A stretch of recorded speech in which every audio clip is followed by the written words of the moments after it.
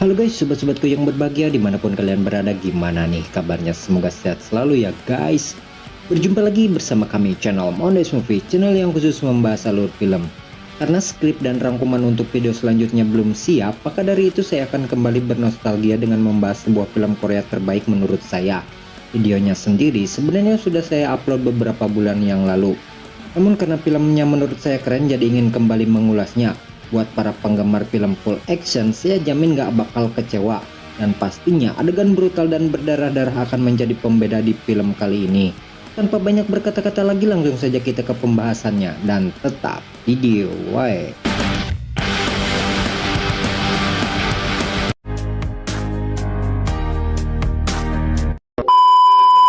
Film diawali dengan memperlihatkan sebuah tempat yang terlihat sangat berantakan akibat kemarahan mama yang risih dengan suara lato-lato. Di tempat lain, sekelompok orang terlihat sedang memburu sesuatu dengan anjing pelacak yang menemani mereka. Kembali ke tempat tadi, terlihat ada seseorang yang masih hidup namun dengan keadaan yang sekarat. Kemudian, salah seorang yang ada di sana memerintahkan mereka untuk menghabisi orang tersebut. Di sisi lain, kita melihat seorang anak kecil berlari dengan penuh ketakutan. Bisa dipastikan si anak sedang mencoba menghindari kejaran para pemburu tadi, dan film pun baru saja dimulai. Masih di tempat itu, salah seorang anak kecil tertangkap oleh kawanan pemburu yang mengejarnya. Dengan tubuh yang dipenuhi banyak darah, si anak hanya bisa terdiam tanpa ada perlawanan yang berarti yang dia lakukan. Setelah itu kita melihat seorang wanita yang diketahui bernama Dr. Beck menanyakan perihal anak kecil yang mereka kejar. Salah seorang pemburu yang bernama Choi mengatakan bahwa anak itu bisa meloloskan diri dari kejaran mereka. Namun begitu baik tidak begitu mempedulikan hal itu. Dia terkesan membiarkan hal tersebut karena menurutnya si anak tidak akan mampu bertahan lama dengan kondisi yang sedang dia alami sekarang. Mereka akan melaporkan kepada atasannya bahwa si anak telah meninggal. Setelah itu mereka pun memutuskan untuk pergi dan meninggalkan tempat itu. Sampai di sini, film masih belum menjelaskan apa tujuan dari penyergapan dan pembantaian tempat tersebut. Scene kemudian berganti dengan memperlihatkan keadaan di sebuah peternakan. Kemudian salah seorang penduduk sekitar melihat ada sesuatu yang tampak aneh. Setelah diselidiki, rupanya itu adalah si anak kecil yang berhasil kabur tadi. Dengan kondisi tubuh yang lemah, si anak terlihat pingsan di tempat itu. Tanpa pikir panjang, si abah pun menolongnya karena dia masih dalam keadaan hidup. Masih di tempat itu, si abah menghubungi seorang dokter untuk memberikan bantuan medis kepada anak tersebut. Selain mengalami luka fisik, si anak bisa dipastikan mengalami amnesia dan tidak mengetahui apa yang sudah terjadi pada dirinya. 자기 나이도 모르고 기억이 올랑가 어쩔랑가 모르겠네. 걱정할 거 없이요. 수고 많으셨습니다. 10 tahun kemudian, si anak yang ditemukan dulu sekarang sudah menjadi seorang remaja dengan nama Ko Jae-yun. Setiap hari dia bekerja membantu sang ayah angkat mengurusi peternakan sebagai mata pencarian utama. Jelas hal itu jauh lebih baik daripada dia harus mandi lumpur di aplikasi TikTok yang tidak berguna. Bahkan saat di rumah, Jae-yun sering membantu sang ibu sebagai bakti dirinya untuk orang yang paling dia cintai. Usaha yang mereka jalani jelas tidak selalu menghasilkan keuntungan. Kadangkala mereka harus merugi akibat usaha peternakan di kota itu yang sedang sepi. Dan tentu saja hal tersebut sangat berpengaruh kepada masalah finansial keluarga mereka. 소가 폭락이 수개월째 계속 수주자가 취재했습니다. 몇 마리 더 내놔야겠어. Suatu ketika Jae-yun mengalami sebuah hal yang membuatnya sangat kesakitan. Entah penyakit apa yang sedang dia rasakan saat itu, namun yang pasti hal tersebut sangat membuatnya menderita. Untuk itu dia pun mencari informasi tentang penyakit yang dia derita. Berbagai sumber dia terus gali untuk mendapatkan informasi yang dia butuhkan.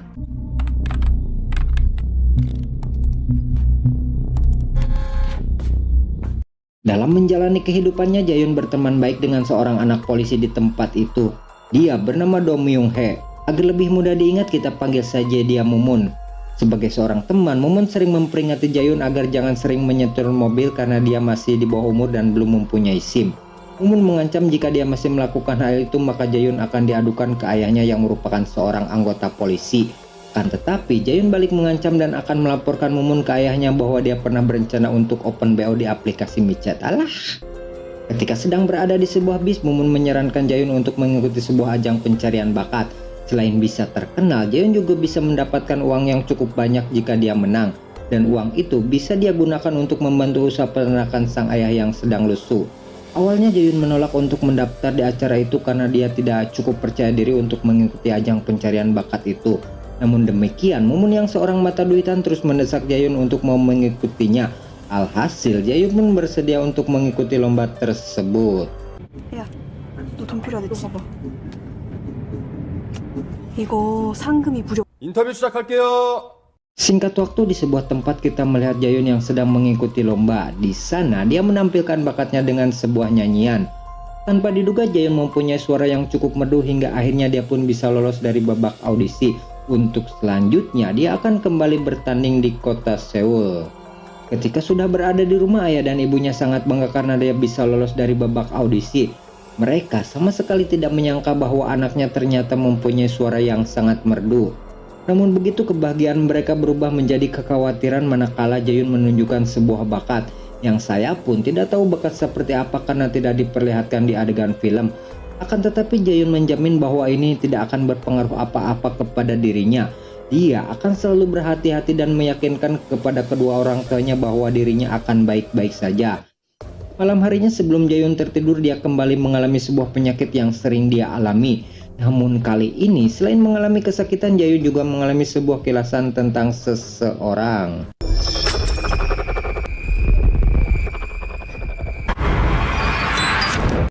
Untuk mengikuti babak selanjutnya, Jayun ditemani Mumun pergi ke kota Seoul dengan menaiki sebuah kereta. Saat sudah berada di dalam kereta, Jayun kedatangan seorang pria asing dengan ciri khas opa-opa Korea. Namanya sendiri pada film ini tidak disebutkan, maka dari itu kita panggil saja dia dengan nama yang sering dipakai oleh orang Korea, yaitu Udin. Mumun yang tekaup melihat lelaki ganteng segera memasang gaya untuk menarik perhatian Udin. Akan tetapi fokus Udin hanya kepada Jayun yang terlihat kebingungan. Di luar dugaan, rupanya Udin mengenal dengan baik siapa sosok Jayun. Namun begitu, Jayun sendiri tidak tahu dan tidak mengenal siapa sebenarnya Udin. Udin yang terpercaya menganggap bahwa Jayun sedang bersandiwara. Dia pun terus mendesak Jayun agar tidak berpura-pura. Namun Jayun memang benar-benar tidak mengetahui siapa Udin. Dia hanya pelongo-pelongo melihat apa yang sedang dilakukan oleh orang tersebut. Untuk meyakinkan hal itu, Udin melakukan sebuah tindakan yang cukup mengejutkan, yaitu mencoba menampar Jayun. Jayun yang melihat hal itu hanya bisa menangis dan terlihat ketakutan. Kemudian Mumun mengusir orang itu untuk tidak mengganggu mereka. Karena tak membuahkan hasil, Udin pun memutuskan untuk pergi dari tempat tersebut.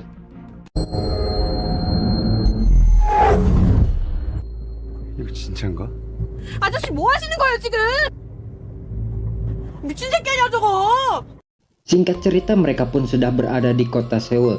Setelah berada di Seoul, Jayun kemudian mengikuti audisi selanjutnya untuk mencapai keinginannya, yaitu menjadi sang juara.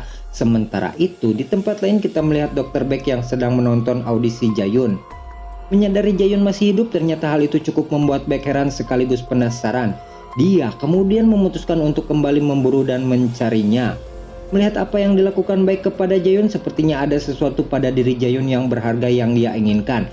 Terlepas dari semua itu, tentu saja hal tersebut merupakan sebuah ancaman yang sangat berbahaya bagi Jayun. Audisi pun mulai memasuki babak semifinal dengan hanya menyisakan beberapa orang saja, dan pastinya Jayun bisa masuk ke babak selanjutnya. Mumun yang menemani Jayun terlihat senang dengan pencapaian temannya. Akan tetapi kebahagiaan mereka harus terhenti karena Jayun kembali merasakan penyakitnya. Kali ini penyakit Jayun mulai mencapai tahap yang serius, di mana di sana Jayun merasakan kesakitan yang luar biasa akibat penyakitnya. Dan parahnya, hal tersebut menimbulkan efek yang mengkhawatirkan, yaitu keluarnya darah yang cukup banyak dari hidung Jayun.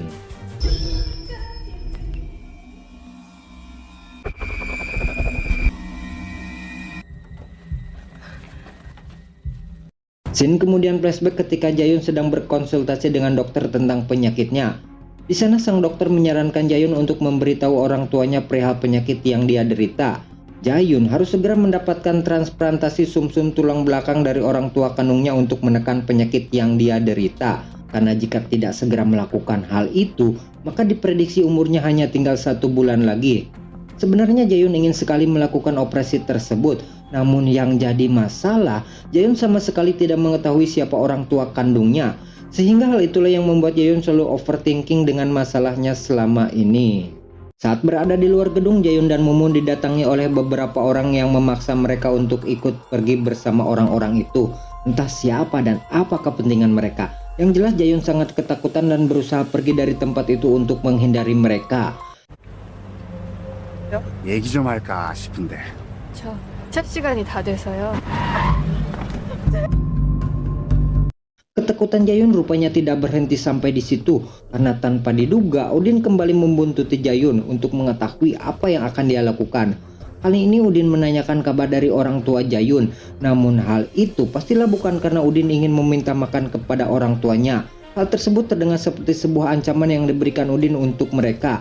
Jayun yang menyadari hal itu segera meminta Mumun untuk menghubungi ayahnya guna memastikan bahwa di rumahnya tidak akan terjadi apa-apa. Dan ternyata apa yang ditakutkan Jayun memang terjadi.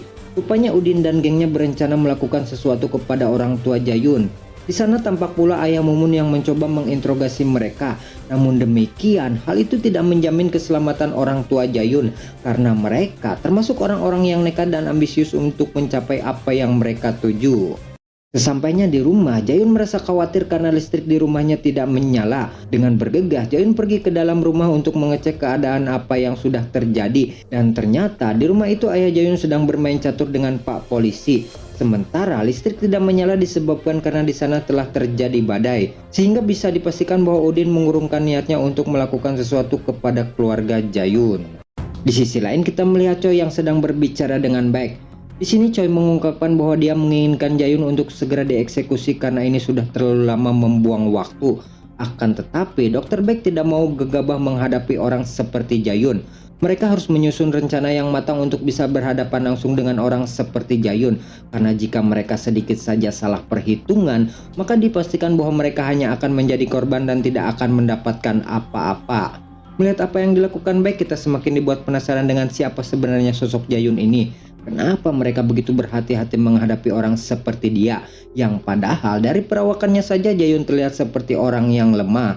Lebih dari itu Baek tidak mau jika hasil karyanya harus dimusnahkan begitu saja. 걔는 어떡하시게? 그러니까 알아서 어떻게 하시게? 걔? 아까워서 그러지, 아까워서. 살려주면 안 돼요. Setelah itu Choi mengatakan bahwa dia harus segera membunuh Jayun untuk mempercepat proses penyembuhan luka yang sedang Choi jalani. Dengan demikian dipastikan bahwa Choi ingin membunuh Jayun untuk dirinya sendiri. Tapi lagi-lagi kita dibuat heran manakala teman Choi mengatakan bahwa dia tidak mau berurusan dengan orang seperti Jayun. Dan hal itu semakin menegaskan bahwa Jayun bukanlah sosok orang yang lemah seperti apa yang kita tahu. Singkat cerita, kita melihat Jayun yang kembali merasakan efek dari penyakit yang dia derita. Di saat yang bersamaan, datang sekelompok orang bersenjata lengkap ke rumah Jayun dan langsung menodong Mumun. Orang itu berbicara bahwa dia sangat mengenal Jayun. Bahkan semua luka yang dia dapat adalah hasil perbuatan Jayun ketika dia masih kecil. 안녕 자윤양. 대체 저한테 왜 이러시는 건데요? 네 손에. 저 아니라니까요. Namun Jayun kembali mengatakan bahwa dia sama sekali tidak mengenal siapa mereka.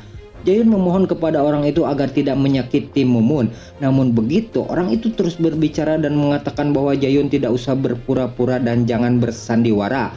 Hal itu semakin membuat Jayun bingung sekaligus ketakutan dengan apa yang telah mereka lakukan. Orang itu pun terus mengintimidasi Jayun dengan mengatakan bahwa dia adalah seorang monster yang paling berbahaya yang pernah mereka temui.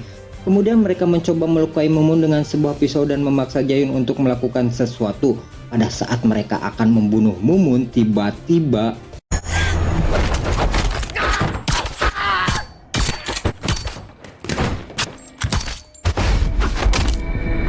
tanpa diduga Jayun memperlihatkan siapa sosok dia yang sebenarnya. Dengan hanya hitungan detik, Jayun bisa menghabisi semua orang yang ada di sana. Dan yang lebih mengagetkan, ternyata apa yang dilakukan oleh Jayun terjadi tanpa ada persiapan sama sekali. Dengan kata lain, semua itu dia lakukan secara refleks dan spontanitas. 아니라고 그랬잖아. 뭐가? 괴물 같은 년. Setelah kejadian itu, Udin secara tiba-tiba muncul di rumah itu. Dia sangat kagum dengan apa yang sudah Jayun lakukan.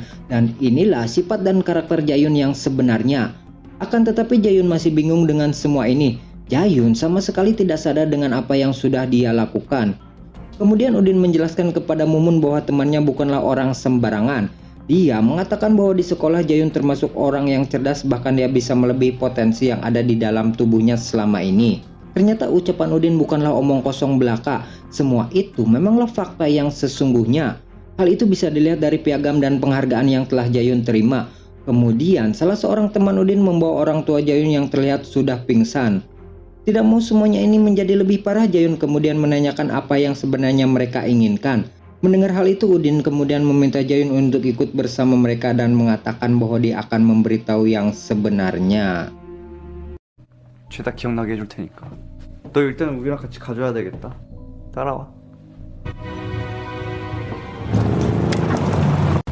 Tiba di sebuah tempat, Jayun dibawa ke sebuah ruangan dan diletakkan di sebuah kursi untuk diteliti secara lebih lanjut. Setelah itu, Baek mulai berbicara kepada Jayun bahwa dia selama ini telah menantikan hari ini. Kemudian dia pun bercerita setelah kepergian Jayun pada hari itu, Baek dan pasukannya terus mencari tentang keberadaan Jayun. Mereka sempat kebingungan untuk mencari informasi tentang dirinya. Hingga pada akhirnya Jayun muncul di acara televisi untuk mengikuti sebuah ajang pencarian bakat. Dan mereka sangat yakin bahwa dia adalah anak yang telah mereka cari selama ini. 네가 정말 죽은 줄 알았거든. 이제 10년을 넘게 찾아다녔는데. 나 무슨 소리예요 도대체. 아니면 네가 그러고 제 발로 TV에 나와서 Kemudian Baek memberikan suntikan kepada Jayun untuk mengingat dan mengetahui masa lalunya. Dan ternyata suntikan itu cukup efektif untuk membuat Jayun sedikit mengingat tentang masa lalunya. Dengan kembalinya ingatan Jayun, kita mengetahui sebuah fakta bahwa Jayun adalah seorang kelinci percobaan dari Dr. Baek. Proyek itu sendiri bertujuan untuk membuat seorang manusia menggunakan kemampuan maksimal dari otak mereka. Dengan kata lain, proyek tersebut adalah rekayasa genetika yang dilakukan kepada anak-anak yang memiliki potensi khusus. Jayun yang masih belum sadar sepenuhnya hanya bisa merasakan kesakitan setelah menerima suntikan itu. Setelah itu, film bercerita tentang masa lalu Jayun. Di sini kita mengetahui bahwa kemampuan Jayun adalah yang paling baik dan mendekati sempurna. Bahkan sejak kecil Jayun sudah bisa menggunakan kemampuan memindahkan barang dengan pikiran atau yang lebih kenal dengan telekinesis. Selain kemampuan itu, kekuatan fisik yang dimiliki Jayun sangatlah luar biasa. Sifat dan karakternya lebih agresif dan terkesan buas dari seekor binatang. Bahkan kecerdasannya bisa melebihi anak-anak lain pada umumnya. Dengan begitu, bisa disimpulkan bahwa Jayun adalah seorang manusia dengan kemampuan membunuh paling mematikan.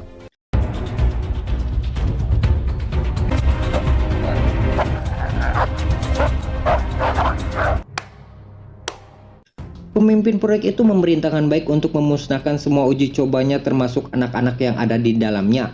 Karena semua itu bisa menjadi ancaman untuk mereka di kemudian hari. Sehingga bisa dipastikan bahwa pembantaian di awal scene tadi disebabkan oleh hal tersebut. Akan tetapi Baek enggan memusnahkan semua hasil karyanya dan lebih memilih untuk membiarkan Jayun kabur dari tempat tersebut. Awalnya Baek ragu jika Jayun akan bertahan dari kondisinya saat ini. Karena semua itu mempunyai efek samping ketidakstabilan otak yang bisa membuat si pengguna meninggal karena suatu penyakit.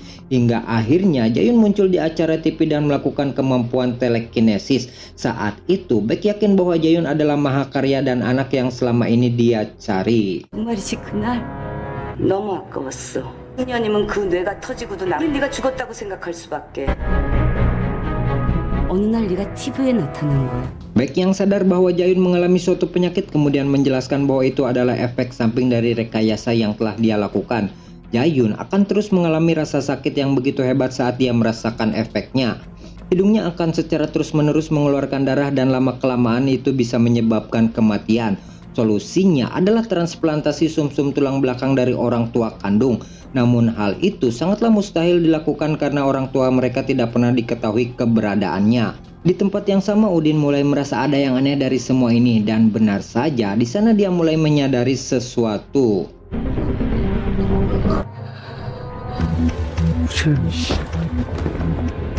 Setelah itu Dr. Baek memerintahkan anak buahnya untuk menyuntikkan kembali sebuah serum yang mereka bawa.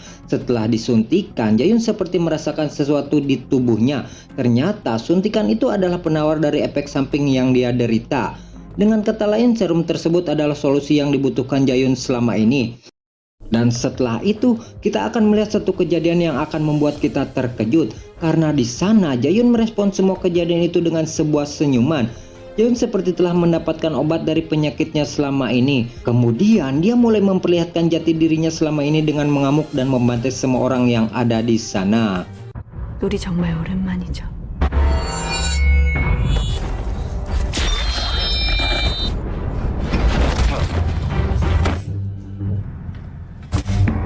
Dan kita akan kembali dibuat terpercaya dengan sebuah fakta tentang apa yang telah Jayun lakukan selama ini. Karena selama ini Jayun sama sekali tidak pernah amnesia, bahkan dia bisa dengan mudah mengingat semua kejadian di masa lalunya. Dan yang menarik, selama ini Dr. Beck telah salah menyangka tentang keadaan ini. Dia menyangka bahwa selama ini dialah yang telah memburu Jayun. Namun faktanya selama ini Jayunlah yang telah mencari dirinya. Dan kemunculannya di TV adalah sebuah umpan agar dia bisa ditemukan oleh Beck. 얘 어디 간 거야? 나처럼 머리 지은 애가 당연하죠. 살면서 단 하루도 잊어본 적 처음부터 당신을 찾아다녔거든요. Semua itu dia lakukan karena dia sudah kehabisan waktu untuk mencari penawar dari penyakitnya. Jayun yakin bahwa Dr. Beck dan penelitiannya di masa lalu pasti mempunyai solusinya. Dan ternyata apa yang dipikirkan oleh Jayun tentang solusi itu memang benar adanya. Secara tidak langsung Jayun berhasil membuat Beck memberikan solusi atas masalahnya. Dan semua yang telah dia lakukan tidak lebih hanyalah sebuah sandiwara dan kebohongan untuk mencapai apa yang Jayun rencanakan. 박사님 찾는 게 약간의 위험 부담이 있긴 했지만 얼마 안 남았다고 진짜. 그래서 방법을 바꾸고 당신이 날 찾아오게 한 거예요. 이거 Sementara itu di tempat yang sama datang pula Choi dan pasukannya untuk memburu Jayun. Mereka mulai bertempur dengan geng Udin yang kebetulan bertemu dengan mereka.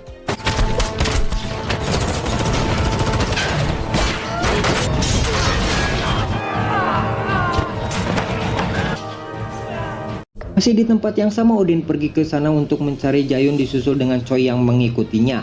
Si wanita yang merupakan teman Udin dengan buasnya membantai sisa pasukan yang ada di sana.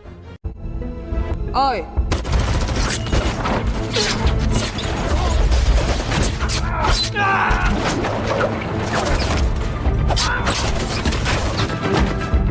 Setelah menemukan Jayun, Udin kemudian mencoba untuk bertarung dengan dirinya. Akan tetapi perbedaan kekuatan di antara keduanya membuat Udin harus kewalahan menghadapi serangan Jayun. Sementara itu Choi datang untuk menembak mereka berdua. Di saat yang bersamaan datang Beck ke tempat itu dan melarang Choi untuk membunuh mereka. Akan tetapi Choi tidak bergeming sedikit pun dan malah menembak Beck yang menurutnya terlalu banyak bicara.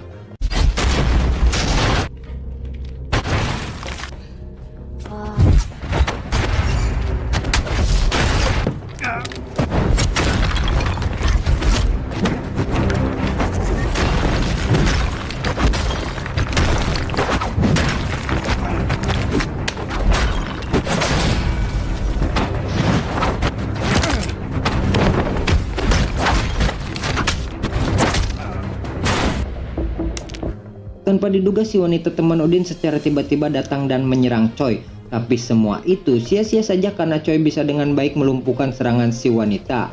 Setelah itu giliran Jayun yang harus bertarung dengan Choi. Dan pastinya pertarungan itu akan dimenangkan oleh Jayun.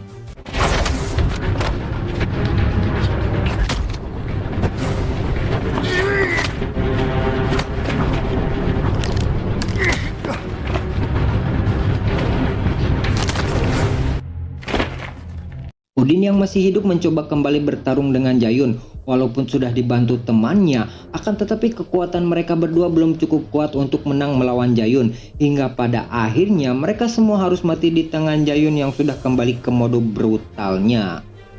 계속 덤비시겠다? 그치?